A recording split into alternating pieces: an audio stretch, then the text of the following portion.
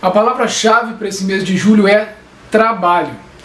Trabalho, trabalho e trabalho. Hoje eu vou te falar das minhas leituras neste mês que passou e também vou aproveitar esse mesmo vídeo para te falar o que eu estou pensando em ler agora para o mês de agosto, que eu espero que não seja o mês do desgosto, como algumas pessoas costumam dizer. Espero que seja um mês de bastante leitura e de leituras muito interessantes, muito legais para que a gente possa dividir aqui com vocês no canal.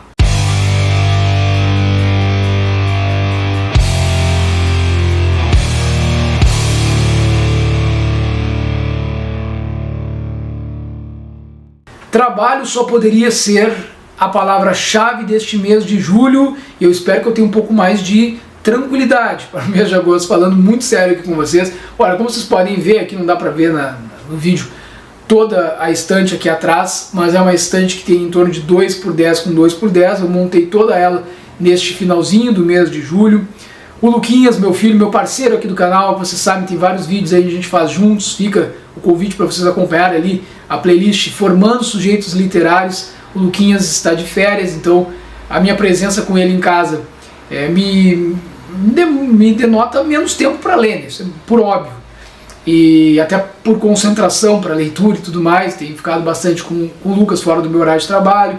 Às vezes sobra à noite e às madrugadas, que eu gosto muito de usar para ler, mas às vezes também eu estou podre de cansado e aí eu não consigo ler muito.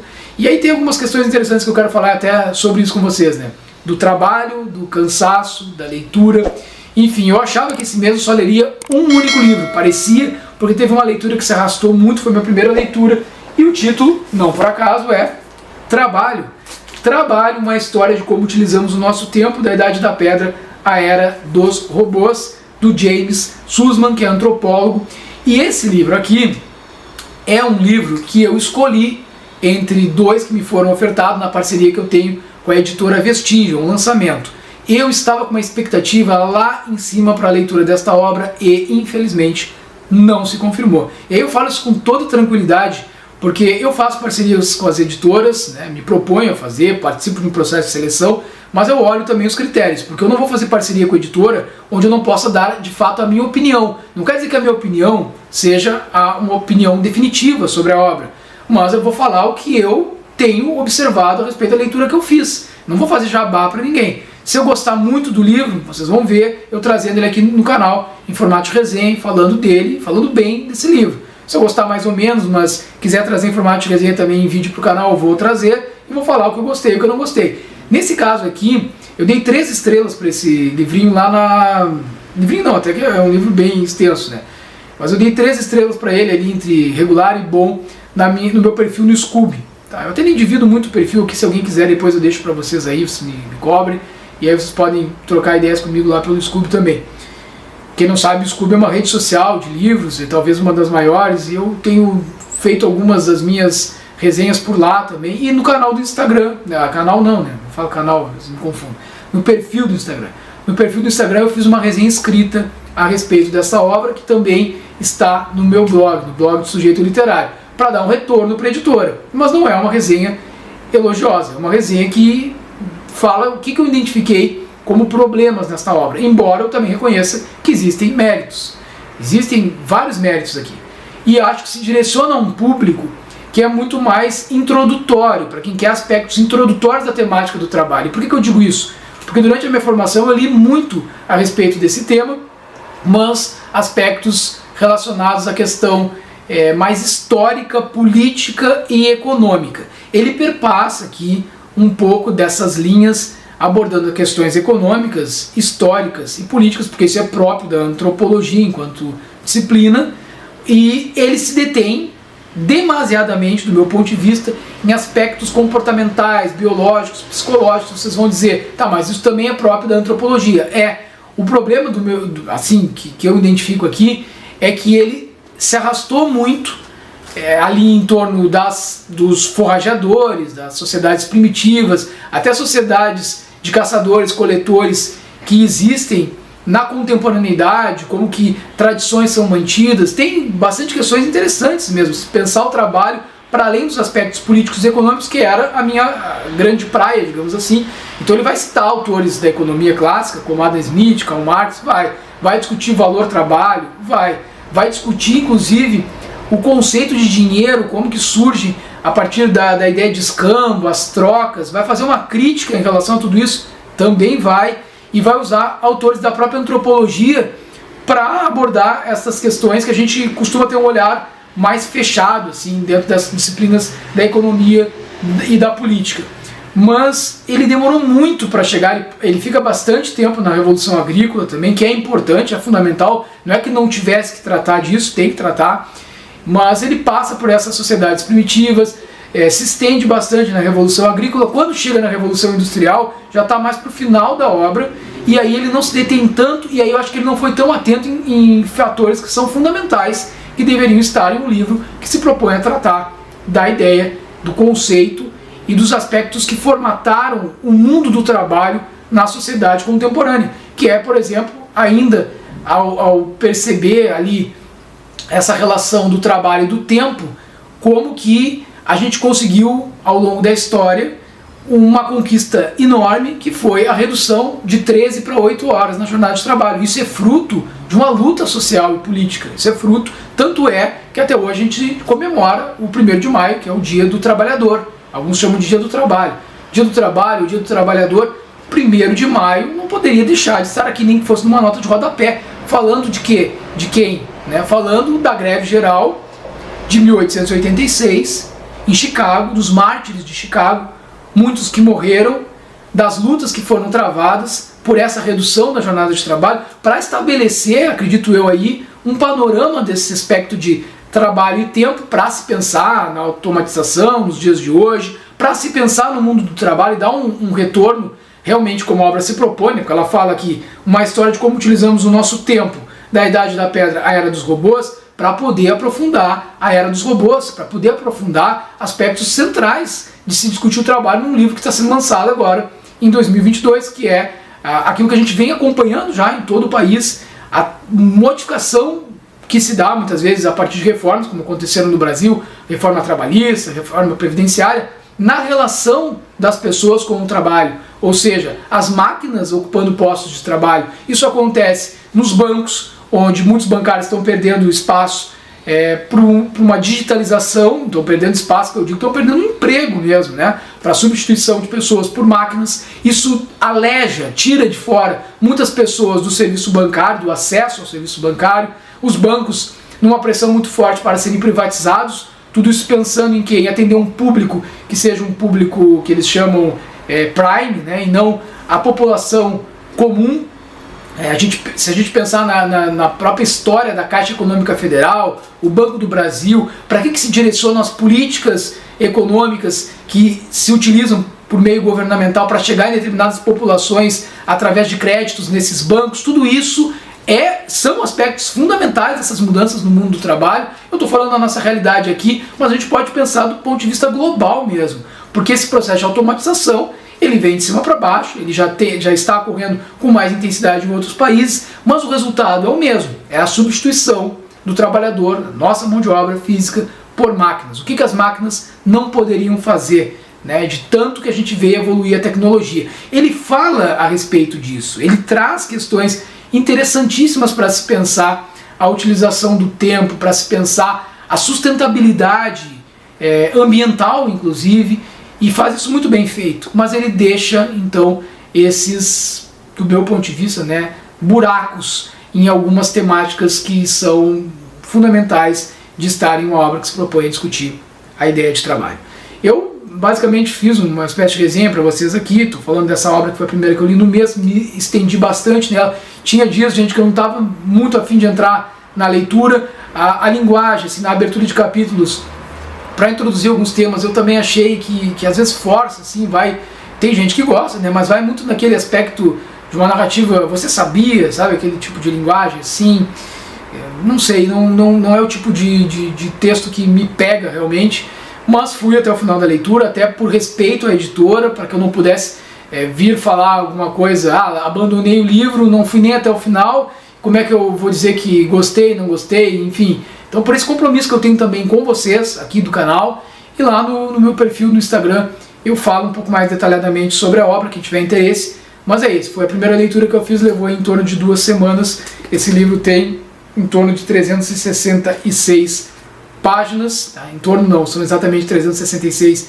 páginas. Fica a dica, quem quiser se aventurar no mundo do trabalho, do ponto de vista da antropologia, pensar aspectos comportamentais da nossa relação com o trabalho, tem sim muita coisa interessante e é uma boa porta de entrada para discutir o conceito aí, os conceitos que dizem respeito ao mundo do trabalho.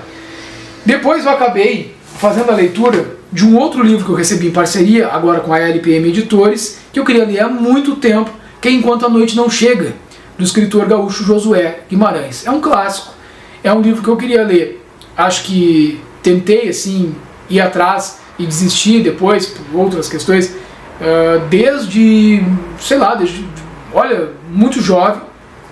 E eu ia protelando, e olha que é um livro bem fininho, eu não conhecia nessa edição. Isso aqui é uma reedição que a LPM lançou em 2021, nesse formato que não é em pocket. E assim, uma obra que me impactou bastante, eu gostei muito, tanto que terça-feira que vem, 19 horas, aqui no canal do Sujeito Literário, vai ter a resenha desta obra.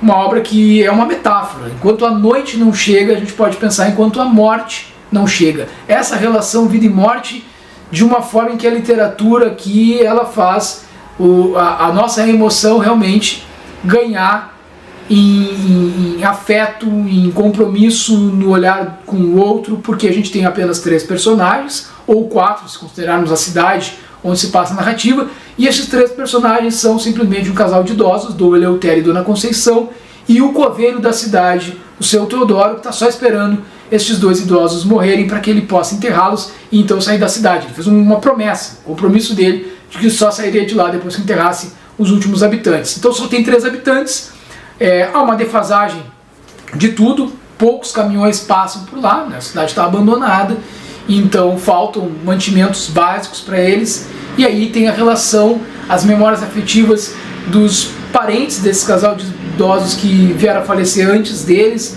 Então eles enterraram muita gente da família, netos, genro, os próprios filhos, e o diálogo entre esse casal de idosos é incrível, uma das coisas mais interessantes que eu já li na literatura em se tratando dessa temática da relação vida e morte. E aí tem também a relação deles com o próprio coveiro, até porque ali todo mundo sabe quais são as expectativas e as pretensões de cada um destes personagens. A cidade também pode ser considerada uma personagem, porque ela acaba deixando ali nas relações que se estabelecem entre os 3 personagens as suas marcas, e essas marcas são realmente muito fortes para se pensar a ambientação, o cenário onde se desenvolve a trama. Eu vou entrar detalhadamente na resenha em outros aspectos da obra, então vou te convidar, não vou ficar falando mais aqui, para que terça-feira que vem retornes ao canal e acompanhe aqui a resenha de Enquanto a Noite Não Chega, de Josué Guimarães. Finalizei a leitura também, gente, de um livro do Luiz Fernando Veríssimo, um autor que eu gosto bastante, Quem é Algum Lugar do Paraíso. Esse livro eu comecei a ler já numa estratégia que eu falo para vocês em outros vídeos. Eu li ele sempre assim, de vez em quando, uma crônica antes de dormir, quando tem um pouco de bagunça assim na minha volta, mas eu quero ler alguma coisa que eu não preciso de tanta concentração, porque é um livro para passar o tempo. Então existem diversas formas de entrarmos na literatura, cada um que escolha a sua, e todas elas são muito ricas, e não existe uma que seja melhor ou pior do que a outra, do meu ponto de vista. E ler crônicas é sempre muito legal. E eu acabei então finalizando essa obra, e me chamou muita atenção, porque aqui a maior parte das crônicas do Luiz Fernando Veríssimos em Algum Lugar do Paraíso tratam das relações amorosas, relações de casais, assim. Então são crônicas para a gente rir, porque de alguma forma ou a gente já passou por uma situação igual ou muito semelhante, ou alguém que a gente conhece já passou, a gente já visualizou algumas dessas situações do cotidiano, do dia a dia. E também ele brinca com obras, né? Ao final ele traz aqui uma crônica que se chama Entra Godot, que é uma releitura bem humorada da peça de teatro, que é livro, existe também em formato de livro, eu não li ainda, que é Esperando Godot, do Samuel Beckett. Inclusive a minha primeira e única obra até agora lida do Samuel Beckett é Molloy, que tem resenha aqui no canal, onde eu faço um bate-papo ali com a Aritana Becker, nossa parceira aqui no Sujeito Literário, e ela acaba aprofundando e cita justamente esse outro texto que eu não li do Samuel Beckett, que a maior parte das pessoas acaba lendo primeiro, porque é um texto mais simples, mais curtinho. Não sei se dá para dizer que é mais simples, porque tem uma reflexão toda filosófica também em relação à espera. Mas me aguçou muito a vontade de ler o livro Esperando Godot, do Samuel Beckett. Quem sabe até o final do ano também eu vou para esta outra obra deste autor que eu até agora só tive contato com uma. Mas o que eu vou fazer então neste mês de agosto? Eu vou tentar dar início a uma nova leitura de crônicas, sempre naquela perspectiva, né? Antes de dormir, estou muito cansado, mas quero ler alguma coisa. Dessa vez eu vou me dedicar às crônicas de Rubem Alves. Gosto muito do autor também, acho que nunca trouxe nenhuma resenha de algum livro dele aqui no canal, mas aqui diz que são as melhores crônicas de Rubem Alves. Então, a Papyrus, né, a editora que lançou esta obra, eu acho que deve ser coisa muito boa, né? As melhores crônicas, eu já acho que tudo que ele escreve, nunca vi nada que realmente não fosse interessante, vai ser o que vai me acompanhar aí nas minhas noites, no mês de agosto, noites bastante frias aqui na cidade de Pelotas, no Rio Grande do Sul, e úmidas também. Isso aí foi uma outra coisa. A umidade tão grande aqui na cidade, na minha casa, que eu tive que fazer aí o meu fim de semana, render, e alguns dias até durante a semana, para limpar as paredes, né? A quantidade de umidade que tem concentrada não é brincadeira. Então assim, ó, o meu espaço para leitura esse mês ficou bastante reduzido. Eu fiquei muito contente que eu consegui ler 3 obras, tá? E assim, vou de novo aqui, agora a gente já está falando do que eu pretendo ler em agosto, com uma pretensão, né, uma meta mais racional do que eu chegar aqui dizendo que eu vou ler 4, 5, 6, não vou. No mês de agosto eu sei que vai ser bem complicado também. Vou começar a leitura então das melhores crônicas de Rubem Alves. O que mais que eu pretendo ler? Bom, vocês vão lembrar, quem acompanhou o vídeo quando eu falava da minha pretensão para este mês de julho, que eu queria ler o livro A Ausência que Seremos, do Hector Abad, escritor colombiano. É um livro também de memórias, é um livro onde ele fala da experiência do seu pai, então acho que tem uma carga emocional muito grande aqui, porque vai trazer memórias afetivas, que eu já falei também em várias oportunidades. Eu me interesso por essas questões das memórias afetivas, eu me interesso da relação que diz respeito à família, né? Então acho que tem tudo para ser uma ótima leitura. Ainda não comecei a ler, vou começar agora, e acho que estou com a expectativa de novo lá em cima, acho que vou gostar bastante. Não é um livro muito curto, ele tem 316 páginas, mas é uma letrinha mais miúda assim, né? E é um lançamento da Companhia das Letras. Até vou ver de que ano que é essa obra aqui, para poder dizer para vocês. Não, acho que nem é lançamento não, viu gente? É de 2011. É de 2011, mas de qualquer forma, para mim, só tive contato agora. Está sendo uma possibilidade de poder fazer a leitura antes de ver o filme, porque já me disseram também que o filme é muito bom, então vou ter contato com a obra e depois eu trago para você em formato de resenha, tá? O que mais que eu pretendo ler neste mês? Pretendo ler também Velhos Demais para Morrer. E aqui não tem nenhuma relação direta com Enquanto a Noite Não Chega, né? Velhos Demais para Morrer.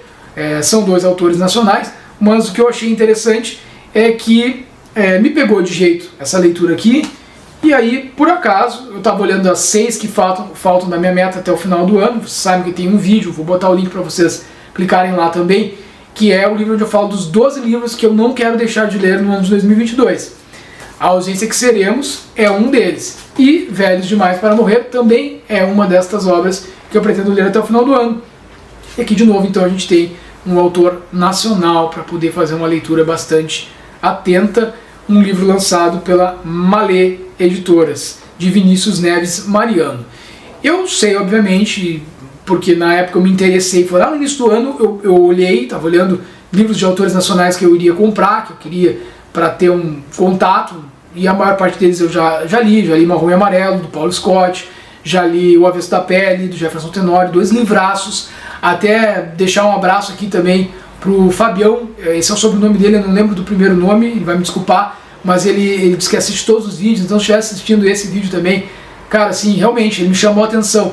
Pô, esperava que entre as tuas 6 melhores leituras do primeiro semestre de 2022 tivesse ali, ele disse que ficou surpreso, né, que não estivesse O Avesso da Pele do Jefferson Tenório. De fato, se fossem 10 melhores, O Pianista da Estação, O Avesso da Pele, Marrom e Amarelo, esses livros certamente iriam figurar. Inclusive, dependendo do que eu vou ler até o final do ano, pode ser que, e muito provável que aconteça, lá no final do ano, quando eu juntar as minhas 12 ou 10 mais, vai entrar ali Avesso da Pele e Marrom e Amarelo. É muito difícil que eles não entrem nesse top 10. Mas eu tinha me programado para fazer algumas leituras de autores nacionais e eu tinha escolhido, dentre elas, Velhos Demais para Morrer. Então, além de A Ausência que Seremos, que também está entre as minhas 12 leituras para o ano de 2022, eu pretendo ler nesse mês 2 da minha meta para os 12 do ano, que é Velhos Demais para Morrer, do Vinícius Neves Mariano. Aqui eu já nem lembro muito mais assim de como é que trata a ideia da história, porque eu só li a sinopse no início do ano, comprei o livro, depois deixei ele guardadinho, mas diz assim: quando os idosos se tornam a maioria da população, o mundo entra em colapso econômico e uma crise social se instaura. Enquanto os jovens recorrem a tratamentos anti-idade, cada vez mais avançados, velhos são jogados à margem da sociedade. E é nesse lugar que 3 personagens de diferentes idades se perguntam sobre qual o sentido de envelhecer em um mundo que despreza a velhice. Livro que parece ser muito bom, muito interessante, estou com a expectativa lá em cima, lerei ele. E antes de encerrar, quero te convidar para que tu possas também ir no vídeo onde eu falo, já que eu comentei aqui das minhas 6 melhores leituras do primeiro semestre de 2022, quero que tu corras lá, acesse, vou deixar o link por aqui, vocês clicam no link e aí vocês podem ser redirecionados para ver então quais foram essas 6 melhores que não entrou o Avesso da Pele e não entrou o Marrom e Amarelo. Ué, que isso? 2 baita livros e não estão lá? Pois é. Então é isso, pessoal. Estas foram as minhas leituras e aquilo que eu pretendo ler agora no mês de agosto. E como sempre, eu vou te fazer o convite para que tu fales aí do que tu lestes, do que tu pretendes ler, para que tu dialogue comigo, a gente interaja, e também para que vocês possam seguir lá pelo perfil no Instagram do Sujeito Literário. A gente tem feito às vezes sorteios por lá, tem resenhas e conteúdos que acabam aparecendo por lá e não aqui, e vice-versa. Então é legal estar em ambos para que a gente possa estar em contato uns com os outros, certo? Um grande abraço, até a próxima, tchau, tchau.